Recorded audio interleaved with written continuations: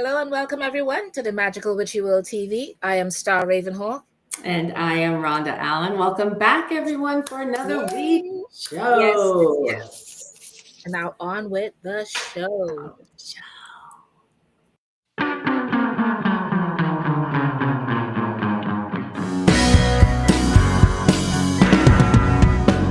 It's a magical, witchy world.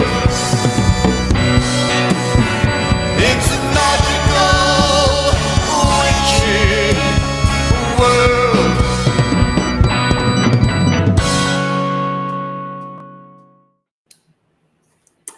Welcome, Charity. Yay! Hello. To have you here tonight. Thank you for being with us. Thank you for having me. We're so excited to have you on tonight's show. Yes. So, as we like to do every week, we want to introduce you to everyone watching live or on playback. So let me go through your bio. Charity L. Bedell, also known by her friends and fans as Luna Wind, has been a practicing witch for nearly 20 years. Primarily self-taught, Charity has explored multiple aspects of religious and secular witchcraft. She is trained in both modern Wiccan-style witchcraft and more traditional styled witchcraft. She is an eclectic witch drawing from many different cultures and traditions while keeping them separate in her practice.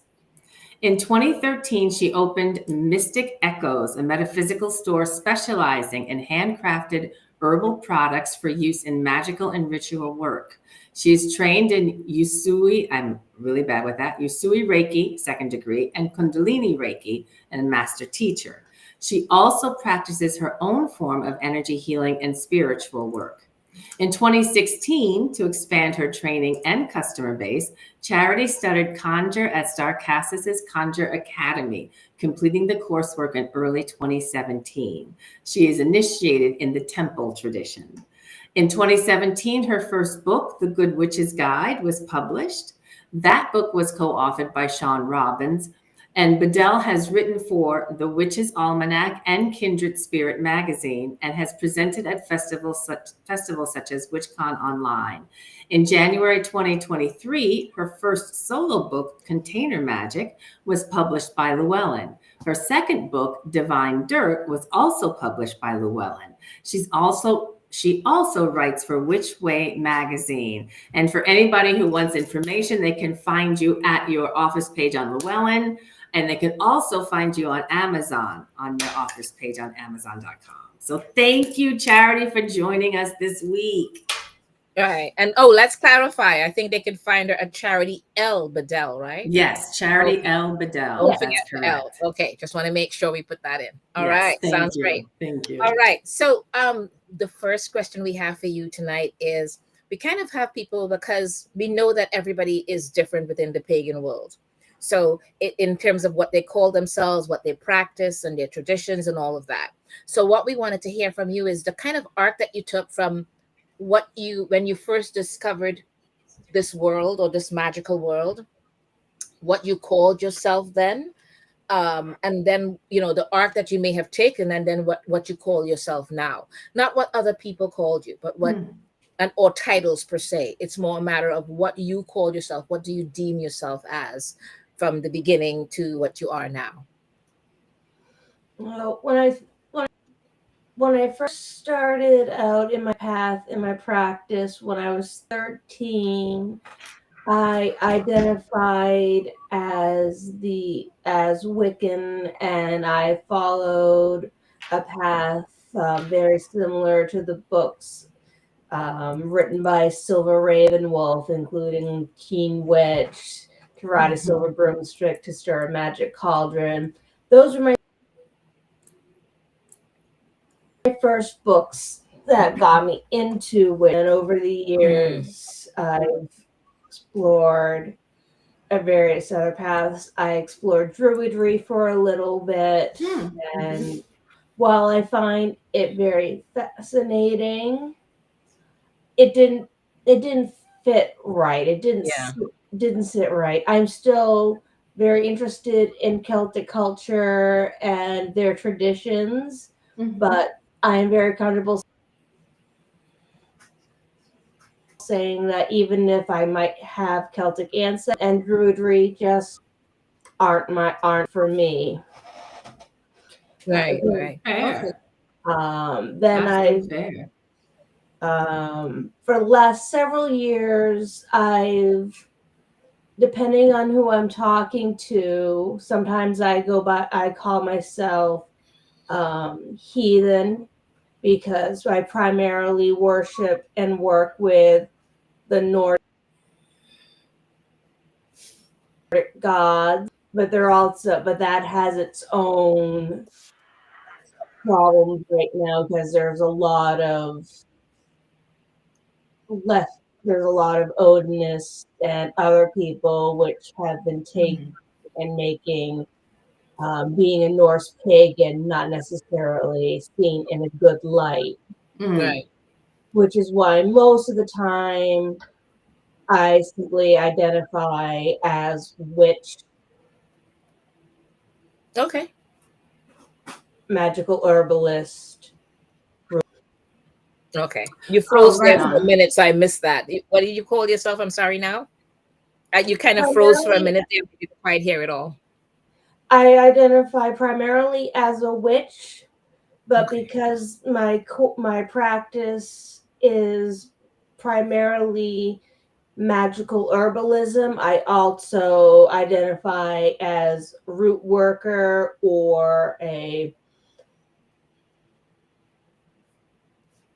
um, or wart cunner, magical herbalist Mhm. Okay. who Okay. is also a witch. All Right right. on. Sounds great. Thank you. No, that's excellent. And that takes us to our next question, which is really try to come to understand what brought you to this work? What brought you to this practice?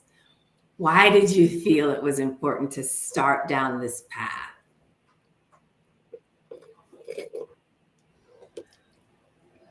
Well, I had a very difficult early childhood. There was a Hmm. lot of trauma, and I have no problem saying the fact that I was a child of the state. I was in foster care for several years, and while I didn't go from foster family to foster family, I was a lucky child that only had two foster families. One Mm-hmm. that was a 4.5 year temporary, and then the foster family. Because of all the trauma and issues I had in my early childhood, I sought a Mm-hmm. path for healing and um, Got it. something that helped me also connect more to nature and the world around me. Yeah. Yes. And Absolutely. I found those two things in witchcraft. And for me, my first identification as a witch was the witch as the spiritual. My path Beautiful. in my life was drawn.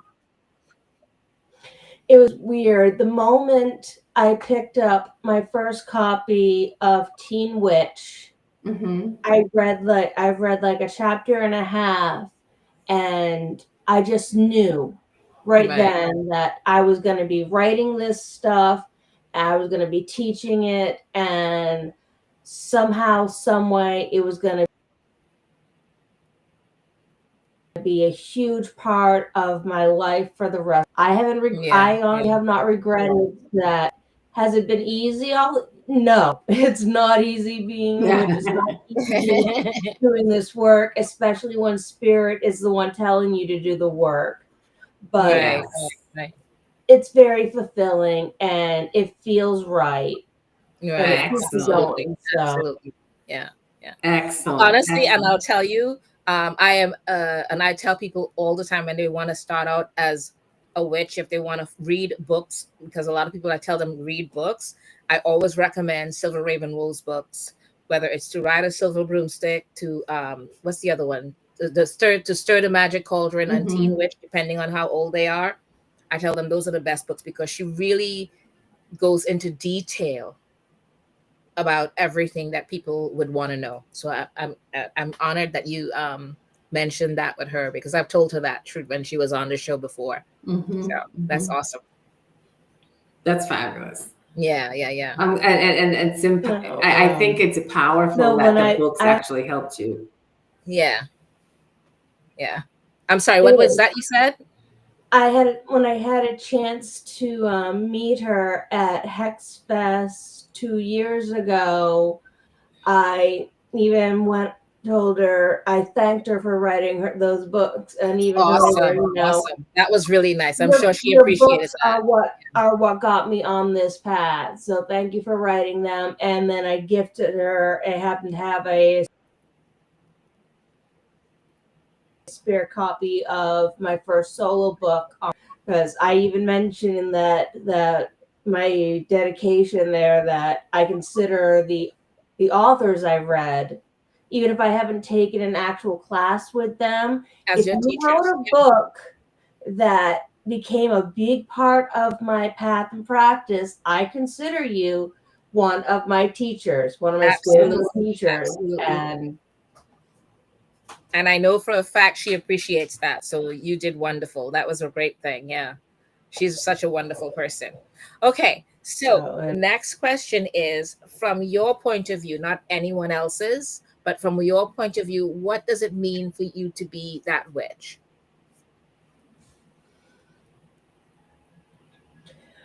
For me, it means to be a witch is that I'm in contact and connected to the world around me, both what's going on in the worlds. I try to do my best to make sure that nature is still respected. I try to do my part to reduce, reuse, and recycle materials whenever possible. And I spend as much time in nature when I can. All right. Thank you. Yeah. It also means that I use the power and energy and magic I have to control my life in the best way I can. If there are problems and situations that come up, I use my power and my spells to bring those changes. And sometimes it's a lot harder than others. For sure. So tell us about how you fit magic into your life, like currently, like in just your regular everyday. How do you fit your practice, the work that you do, into your everyday life? Whether it's, the crossover between the mundane and the truly just straight magical practice. How do you mix and blend them? One of the things that has been key for me was realizing that an elaborate to work.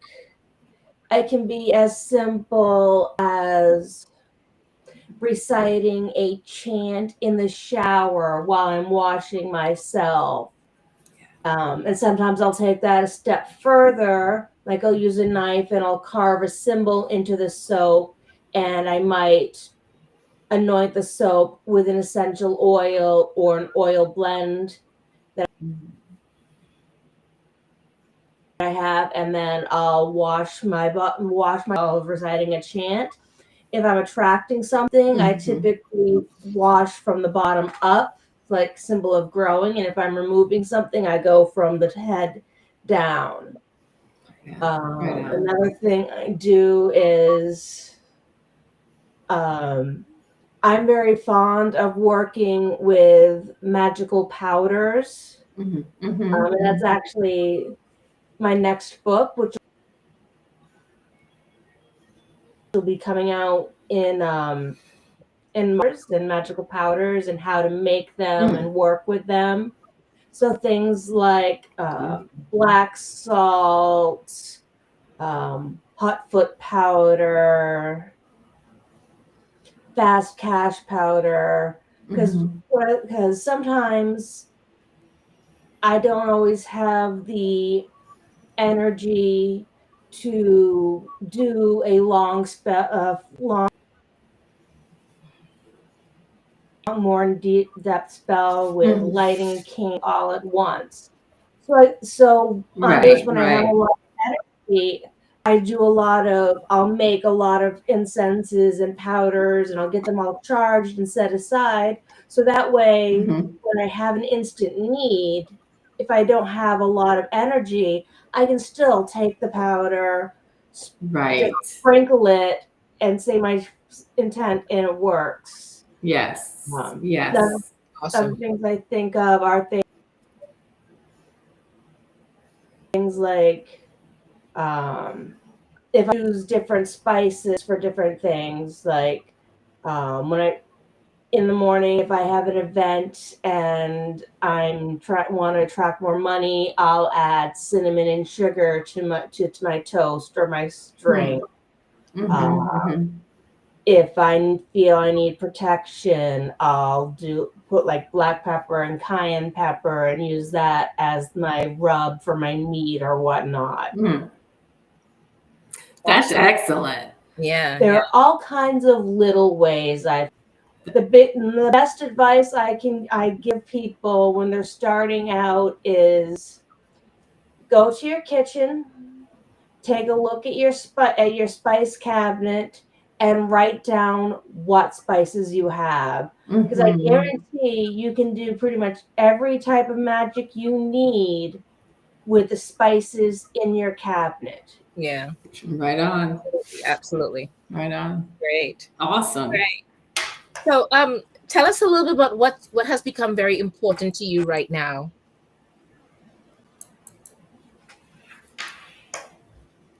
Right now, one thing that's important to me is trying to find. I've studied a lot of different magical cultures and practices, and every practice is. But there are threads weaved woven across different paths. Sometimes it's the herbs that are used. Sometimes it's the techniques to wake the spirits and things like that. So one of the things that it's important for me right now is as I'm studying and learning, I try to see where the similarities are and where the differences are. Because sometimes you'll see an herb, they're like, oh, it's here. Oh, really? They also use it for that? Oh, I'm going to add that to my notes now. Because right. And usually at that same time, I also make a note. This association comes from this practice, and it helps me build an expanded knowledge of herbalism. It also helps me be able to,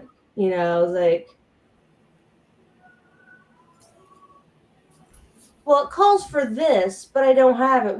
Go through my notes and be like, well, they used it for this, and this is what it is. And okay, so what else has those properties or is similar? And right. So you're looking for the I don't want to say the similarities, but the connections from one practice, one tradition, one culture, and the similarities across. That's really interesting. Right on. I honor the difference. The differences is how I like to, because I've learned there's some things that are very different between hoodoo conjure and witchcraft, and I really like the celebrating how their differences, like my baths, my sweet, and my powder. I got all of those from my conjure training. And while I had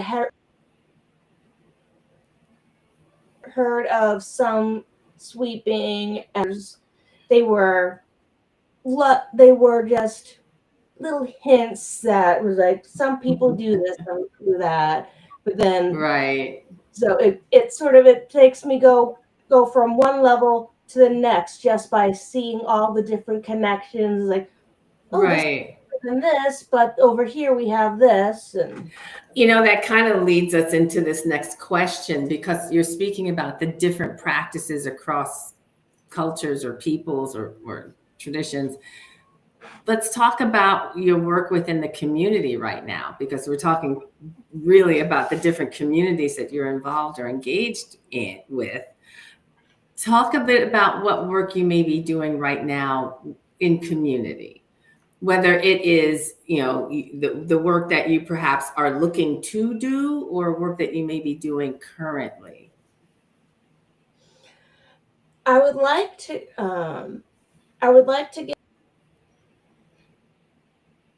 get back into being at more, and so that I can just have my books out there and just give people, talk to people, because when I did a lot of fairs and there was a good percentage of the people that came in didn't come because they're practitioners. They came in because they were curious Yeah. and were interested about.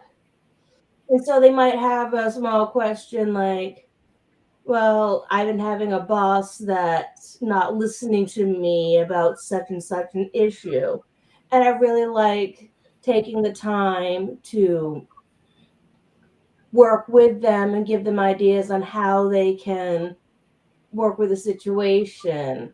That really sounds, I'm sorry, it sounds a lot like building community, which is a thread and a theme. Star and I've heard this over and over with many of our guests, that they feel right now it's really important to rebuild those connections. Yeah. Like you're literally talking about helping people one-on-one, and that's fabulous. Yeah, absolutely. And that's one of the reasons I want to get back into doing fairs and festivals. Right now, a lot of that work has primarily been just for for close friends and family Okay.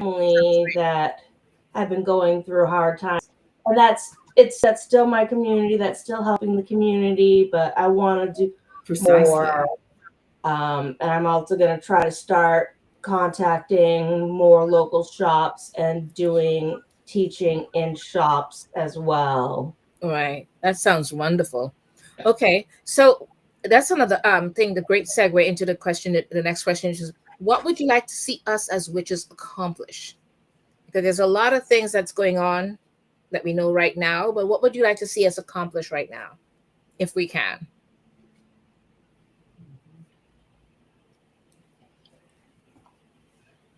Let's see, right now, I think our thing is protecting those who doing our best to protect and advocate for those who might not have a voice, whether it be transgender children, Yeah. So the children vulnerable, of disabled basically. adults. Yeah. Because a lot of them there's a lot of them, and I know for myself, because I have been classified as disabled. It feels overwhelming not knowing what resources are there and feeling like everything's gonna be so. Even if it's just making posts in discussion groups and talking to small groups of people, just getting the knowledge out there and reaching out and doing what you can to help those that don't have a voice and are in need. And obviously, also really want to protect ourselves right now. I feel that Yeah. we have a target on our back because we are not traditional. So Yeah, Right. that is Right. very true. That is Yes. very And true. right now we feel like a lot of people are very vulnerable right now, Absolutely more so. so than usual. So yeah, Absolutely that would be so. a great thing to do. Self-care is a priority on all and even if levels. it's just help, even if it's only able to help a couple of people that circle, that's still doing something. That's still Right. reaching Absolutely out and so. helping. Right. So critical, so important. Thank you for sharing that. Yeah. On a different, it's still connecting with people though. Tell us about any projects you have coming up or things that you're thinking about doing. I know you mentioned you want to get back into doing more local events, etc. Do you have any projects, throughout this year or going into early next year that you're working on? I mean, you did mention you have another book coming out, so. Yeah, I have a book that's going to be released in March. That's on magical powders, as I say. Mhm. In that book, I give all kinds of. I think it's a total of over 100 formulas that go through bath salts, sweeps, Mhm. and like just in so many all the different types of powders that there are. The Mhm. witch Mhm. salts, food edible powders, cursing powders. Beautiful. That's one of my biggest things. I've I'm working on getting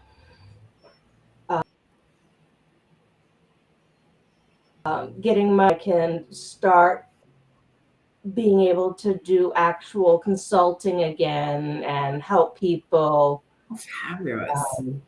and things. And my main goal is to over the next year and a half continue with my writing and Mhm. hopefully start getting back into crafting my herbal products because that was so much fun and it's something that I was Excellent. Right. Awesome. passionate about and people loved them. Yeah. Yeah. That's fun. That's fun.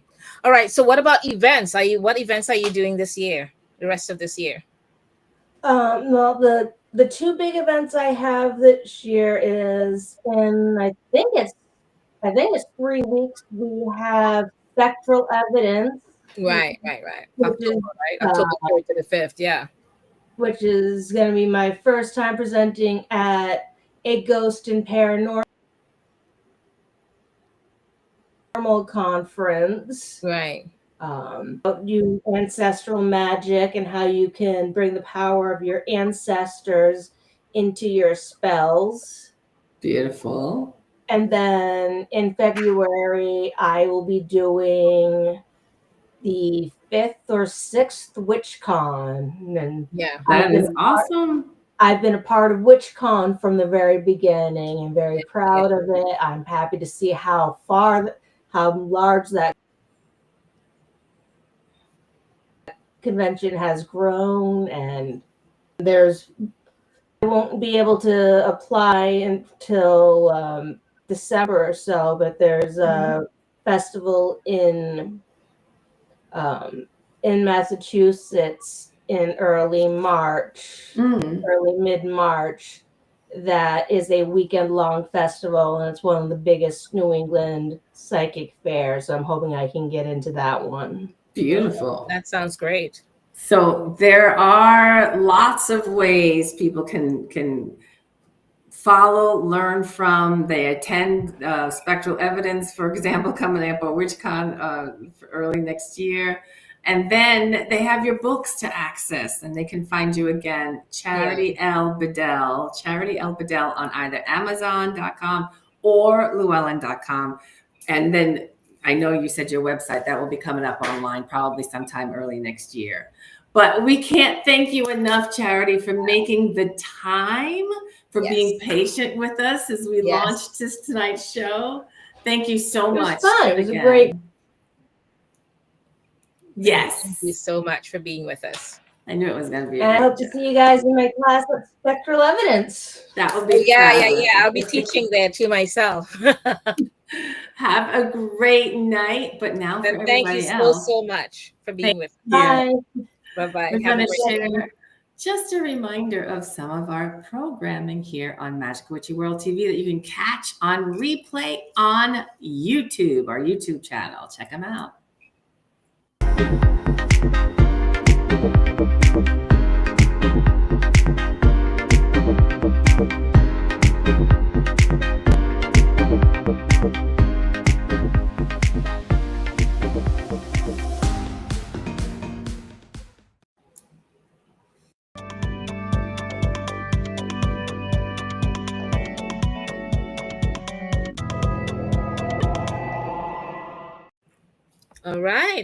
All right. It's such a wonderful time with us tonight, right? On to the astrology.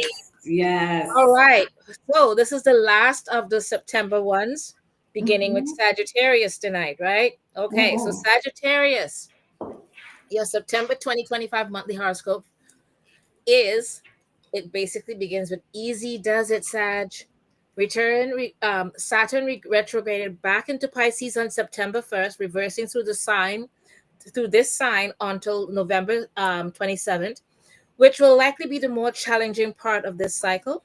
But it also went through your domestic fourth house, putting home in the spotlight until February 13th of 2026, wrapping up a two-part visit that began way back in March of 2023.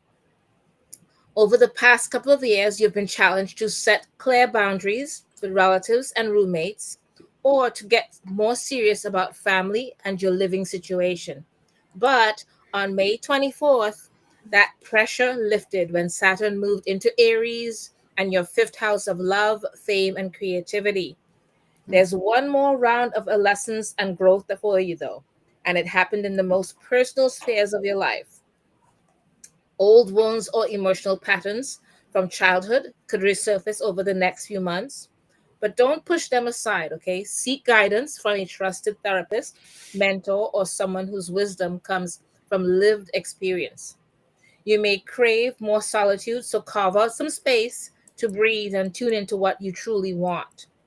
Saturn's backspin offers a chance to ground and recenter yourself with restorative activities. Jupiter transiting your eighth house gave you opportunity to make money this month, okay? As an added bonus, your partner, if you have one, may be successful as well, which is great. This could mean making important decisions about where you live or addressing complex dynamics with a relative. On September 7th, when a total lunar eclipse occurred in Pisces, it illuminated your fourth house of home, family, and foundations. Since the fourth house rules mothers and maternal figures, you may have reconnected with someone who kind of embody that nurturing energy. Virgo season heats up your career zone when the sun transited your career house, shining the spotlight on you at work, giving you a glow up all the way up until the 22nd of this month, which is just a few days away. But it moves to the 11th house, which means you will be very social and connect with others. Get down to business, Archer. This fall is a time to make your mark. This timing is perfect for stepping into a leadership role, courting power players, or showcasing your skills to the people who matter, taking your ambitious goals to dizzying heights. A father, mentor, or influential male figure could open doors or play a pivotal role in the first beginning parts of September for about 3 weeks. So it's still going on. Upgrade the structures of your life. Make sure they're strong enough to support your lofty goals, like an infrastructure. As Virgo's position guides your natural fire this fall, is a time to make your mark. Venus will be in Leo until today, the 19th, a compatible fire. sign and will encourage one last blast of summer fun until it enters Virgo. Plus, it helps with your career a bit. Romantically, it gives you the perfect excuse to slip off for a long weekend of vacation. If you are single and looking, someone who falls outside your usual array of types could sweep you off your statement sneakers. And unexpected opportunities could arise that propel you into the spotlight. So, brava to you, brava. More than ever, it truly is about who you know. And this shining moment at the top of the chart gets an extra boost from back to back Virgo new moons on August 23rd, then, and now coming up September 21st, this Sunday. The second in a rare pair of Virgo new moons arrives as a galvanizing, supercharged solar eclipse.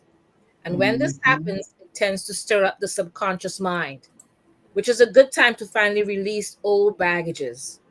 Meanwhile, Mars keeps building steam in Libra and your 11th house of teamwork and community until September 22nd. So rally the thought leaders and go getters and collaborate on shared goals. And on September 22nd, the sun will shift into Libra, highlighting your social life and your 11th house of friendships. But aggro, Mars downshifts into Scorpio day, activating your 12th house of rest and closure until November 4th. So unless you want to get a reputation for last minute cancellations, try not to overbook yourself. Okay? So try not to overdo it. All right, Sad? Yeah, right. Right. Right on. On to Capricorn. So for you Caps out there, Capricorn, Jupiter transited your house of partners and had you thinking about taking a relationship to a higher level. On the 1st of September, your structured ruling planet Saturn made its final visit and retrograded back into Pisces and your third house of hometown happenings. With the sun in Virgo lighting up your ninth house of exploration, travel, and higher learning until September 22nd. So coming up, there's no limiting your wingspan. Between the beginning of the month and February 13th, 2026, Saturn will help you tighten up your messaging and connect with kindred spirits who can truly go the distance.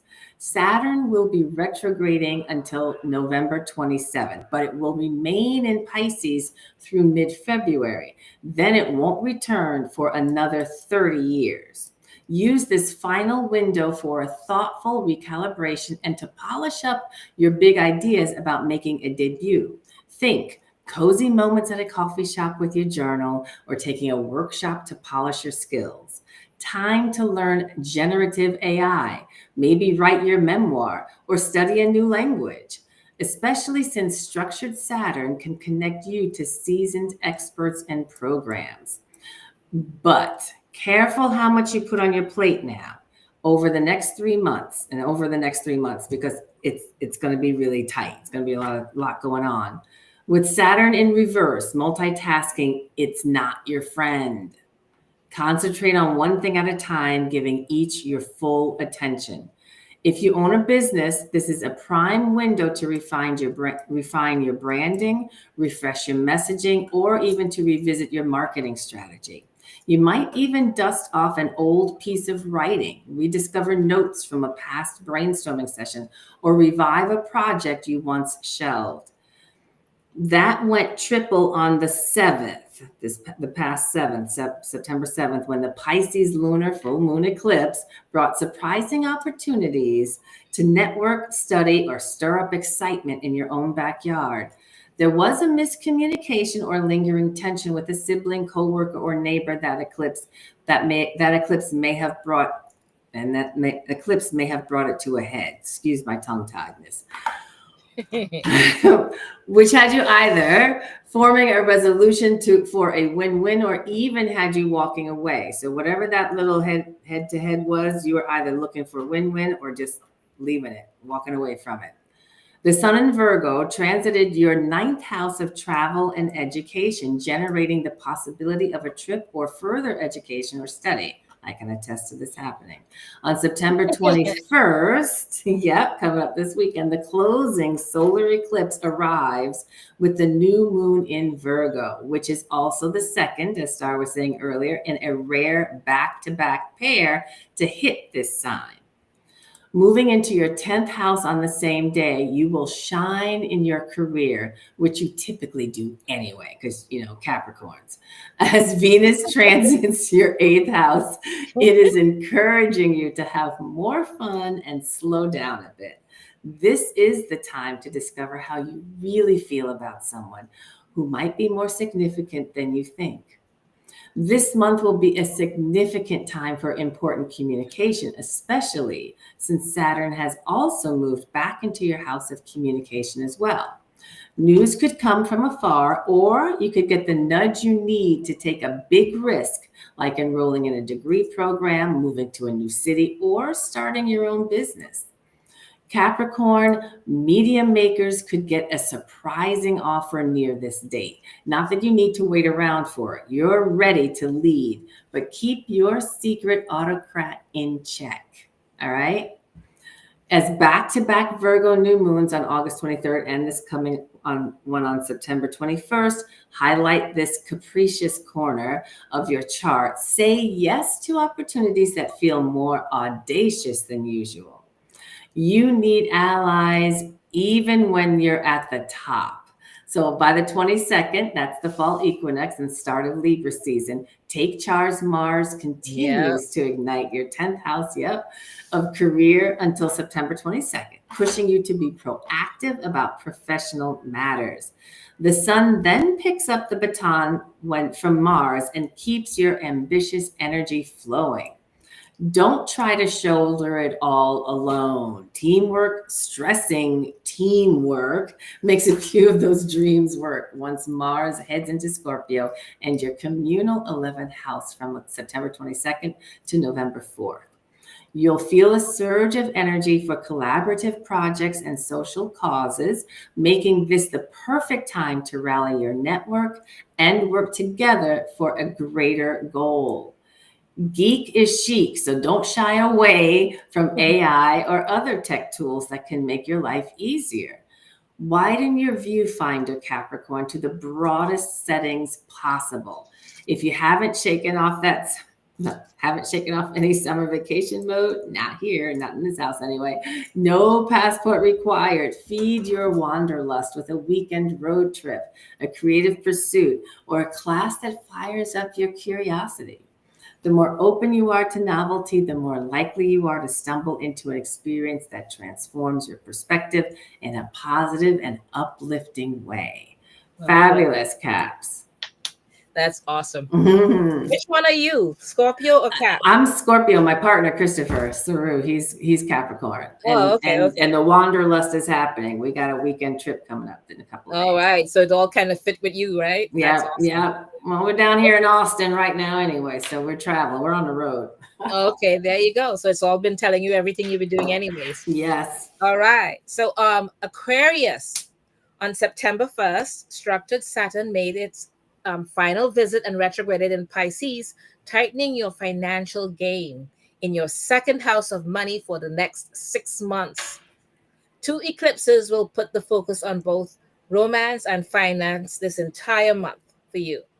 Are you on top of your finances, or have they gotten a bit out of control or out of hand? Because a lot of people tend to live beyond their means, kind of a thing. Mm-hmm. Okay, just asking or saying. This month, your focus will be all on money and increasing what you have, with the 2 eclipses hitting your 2nd and 8th houses of income and other people's money. Venus transited your 7th house of partners at the start of the month, encouraging you to spend more time with those that's most important to you. Then it moved into your 8th house, giving you a financial boost accompanied by Mars transiting through your career house. And then on the 7th, the total lunar eclipse that happened, that full moon eclipse in Pisces, revealed where you'd been burning through your cash. Okay, so it kind of, what did they call it? Threw you under the bus. Yeah. And it kind of revealed to you, like, come on, control that purse string. Yeah. Anyways, Simultaneously, it had you seeing new strategies for simplifying things that allowed you to create a buffer for yourself and also incorporate better self care into your routines. As Virgo season wages on through the 22nd, your mystical, seductive, and alchemical eighth house is lit. Venus will split the months between Leo until the 19th, and Virgo, your partnership and intimacy zones, raising the romantic stakes even higher. If you don't see a future, you won't want to waste your time. Plus, you have zero tolerance for superficial exchanges. That's just your character, especially since you may be um, uh, parsing through some heavier feelings surrounding loss or transformation. The sooner you feel, the faster you'll heal, emerging with a new layer of wisdom to share with the world. Your quest for answers could lead you far from home, while adventurous Mars sails through that Libra and your nomadic ninth house until the 22nd.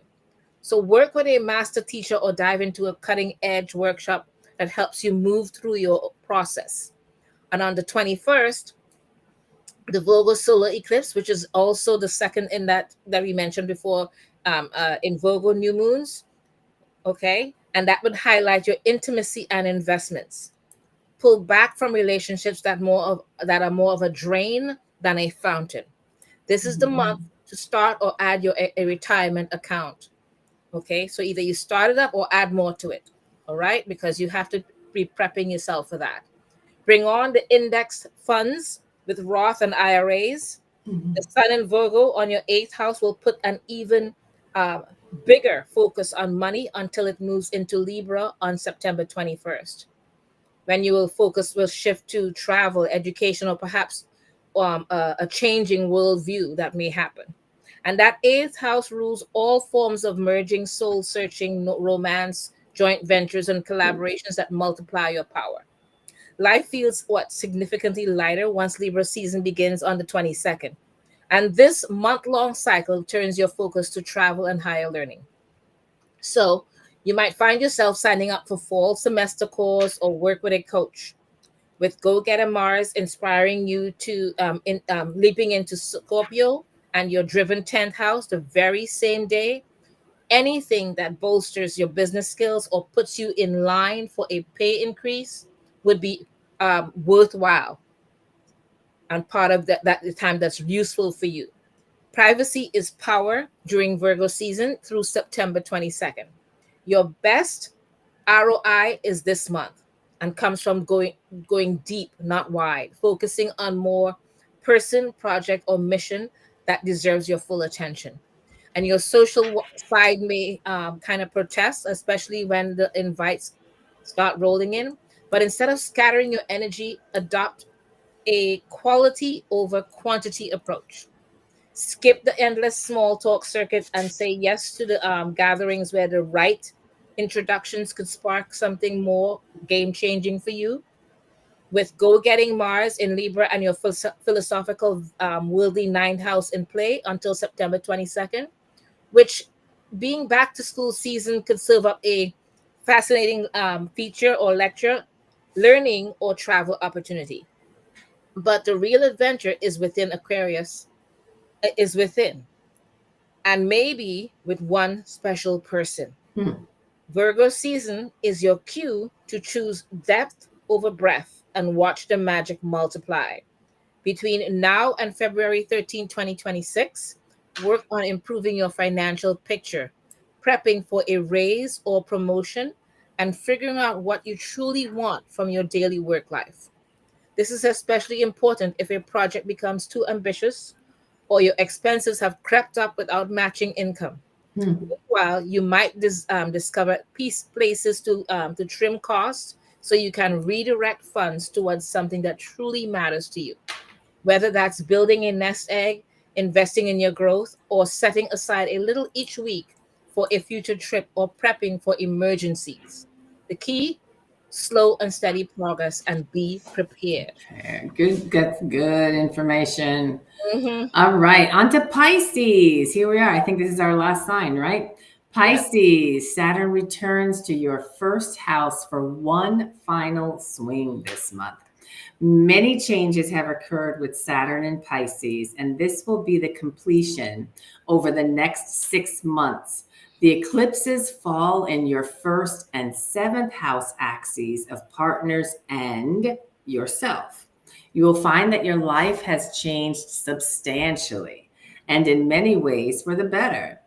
On the 1st, boundary hound Saturn retrograded back into Pisces, and that will last until November 27th, kicking off its final lap through your house in a 3-year cycle that began back on March 7th, 2023. This cosmic boot camp had not been easy for you, but you're emerging stronger, wiser, and resilient AF. You've grown resilient from your time in cosmic boot camp over the past couple of years, Pisces. What hasn't killed you certainly made you stronger. And now there's one last round of growth work before training season's over. Saturn will be in an especially challenging retrograde until November 27th. So prepare to take a hard look in the mirror here and there this fall, okay? Do a thoughtful and thorough review of your personal goals and identity. Pause and assess. Where are the weak spots in your master plan? The areas where you still need to build skills or to get more support. Sort that out between now and February 13th of 2026, when Saturn leaves your sign for good, not to return for another 30 years. So prepare. Is your dream supported by clear steps? Are the timelines realistic? And are the resources you need available to bring it to life? If a solo project or ambitious plan has been charging ahead too quickly, this is your cue to pause, assess your progress, and make sure you have enough resources to pull off the vision. Scaling back or reconfiguring now can save you time, energy, and frustration later. Saturn's backspin is also a prime time for personal growth, whether that's refining your skills, pursuing advanced training, or working with a mentor. It may feel counterintuitive to slow your pace, but it's the deep breath that you need right now. In doing so, you'll also be ready to move forward with confidence once Saturn resumes direct motion near the holidays, and translate that into a strong start for 2026. On this past September 7th, this was the annual Pisces total lunar full moon eclipse. Don't be afraid to peer into your own beautiful shadows. You'll have a kaleidoscopic view into your own brilliance, which could inform your artistic or spiritual work for years to come. So hopefully you had an opportunity with that September 7th eclipse, total lunar full moon eclipse, to do some of that work. Having said that, Venus in Leo will give you a boost in terms of work and shines in the spotlight until it enters your 7th house of partners on the 19th. So that just happened today, switching your focus to others or a partner if you have one. Mars enters Scorpio on the 22nd, transiting your 9th house of travel and education. So, question, are you planning a trip? With Jupiter in your 5th house of love, this should be a great month for love and your social life. Power to your partnerships. The Virgo sun sends nurturing beams to your relationship realm until the 22nd, drawing a few VIPs close. You've been known to lose sight of where you begin and they end, but retain some autonomy. With Make It Happen Mars in your mystical and erotic 8th house until the 22nd, there's no telling who you'll attract. People want to invest in you now, whether they're purchasing your art or giving you the lion's share of their time and affections. A new chapter for relationships opens up with the closing eclipse on the 21st, this weekend, a solar eclipse and the second in a pair of back-to-back new moons in Virgo that echoes whatever kicked up at the first one on August 23rd. All right. Libra season begins on September 22nd, turning the focus inward as the sun enters your 8th house of transformation and intimacy. Stop holding people at arm's length, Pisces. You'll never know what's possible until you drop the mask. Just as the sun shifts, Mars moves into Scorpio and your ninth house of expansion until November 4th. And you'll feel a surge of energy to explore, to learn, and embark on new adventures. Use this motivating force to chase down an opportunity that excites you, whether it's an actual journey or a deep dive into a subject you've always wanted to learn more about. Virgo season serves dynamic duos through September 22nd, so this weekend. Lean into the bonds that keep you steady, whether it's a romantic partner, creative collaborator, or the friend who's always had your back. With intensifying Mars in Libra and your eighth house of soulful bonds until September 22nd, your radar is up high for who you can truly trust. This is more than a chance to feel some warm fuzzies. You have a chance to build alliances with staying power. The right person at your side can help you dream bigger, share the workload, or spark ideas you may never consider on your own. So, lots going on for everybody that we covered tonight. Yeah, and their finances and their love. That's right. That's right. Digging deep. So, of course, now we got to do what? Pull a card.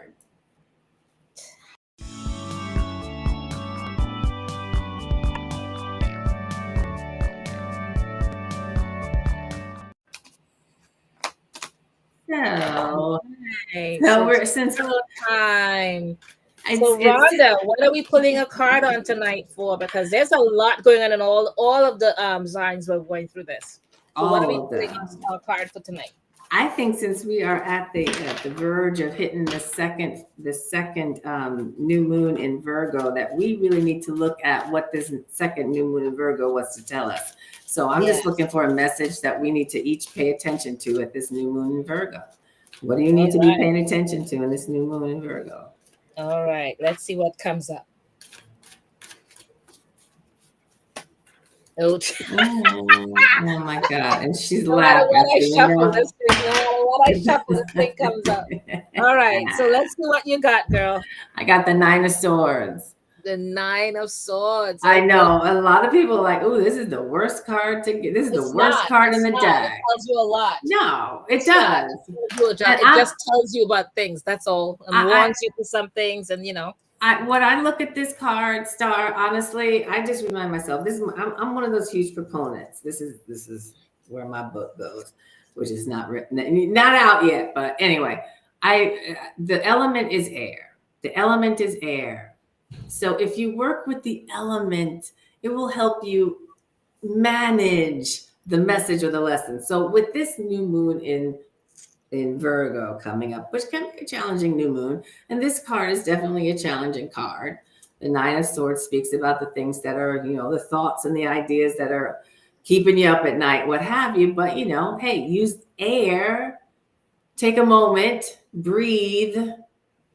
Use your breath to stay calm and not get stressed out, and recognize that all of those issues are indeed strapped to the wall behind you. They're not there stabbing you. They're not there swinging through the air. They are strapped to the wall, and they can each be addressed one by one. So when I look at this and I say, what do I need to know? What do I need to focus on with this new moon coming up in Virgo? More than anything, it's a reminder of how, with all the things that I am juggling in this moment, and there are quite a few, it may feel like this, but I have to manage my breath, keep my calm, and address each issue one at a time, not trying to do it all at once. That's the message. And I'll take that message. That's a good reminder for me. Right on. I'm guessing you got a pentacle. Girl. I'm just saying. You got that Ace of Pentacles again. You had that last week. I shuffled the hell out of it. OMG. This is what happens. It wants to make itself known. The pentacles are always up my butt. It's just like it's true. But it tells me to mine it. It's telling me to be prepared for it, prepared to have what I need, but also to Yeah. be careful. There are so many scammers out there now that have found ways, just as much as we've moved forward with Oh, AI, they have found ways to scam you out of your monies, and you have to be careful. yes. Um, Yes. so be prepared for a lot of things so that you don't have loss of monies. But I do Yes. get the last how many times I've pulled not necessarily this card, but I have But pulled pentacles. pentacles in general, and it's just always so funny, It you know. is. It And is. you know, again, and I think I got this card last week, Got Friday, that card last week. Yes, you you did. know, and Yes, you I did. was just like, First it told me prepare for the money last week, and now it's telling me to be careful about anything. It's warning to me. It's telling me to be careful about anyone trying to take away what I'm trying to accomplish with it.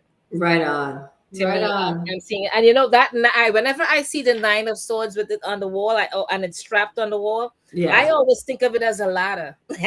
I'm always Yeah. just like, I'm gonna get to you guys, but it's okay. You're like this ladder that I have to climb up. Just watch my Yeah. toes so I don't get sliced off or anything, but I'll climb up that ladder. Yeah. I That's a always see great it way as to a look ladder. at I it. don't see it as a bad card, but that's just me. No, that's a great way to look at it. Yeah, yeah. Because it's Right on. behind me and it's strapped to the wall. What's it gonna Right. do Right. other than me climbing it out? Anyways, Self-imposed. so next week our guest will be Christine Stevens, aka Tina La Presta, and Yes. she's going to be here on the 26th. And we wanted to thank everyone in the chat tonight, our guest Charity L. Bedell for being with us here tonight. And of course Rhonda. We want to thank you. And Rhonda, what else are we Mm. going to do? Oh, please, if you all would like, subscribe, and share, we appreciate it. We really, really, really do. Share with your friends, share with whomever. We appreciate it. Thank Anyone you. else that we can bring out with us, to share with you guys. And we want to thank you guys in general. All right. Yes. Many blessings and see you guys next week. Have a great week, everyone. Yes. Oh, right.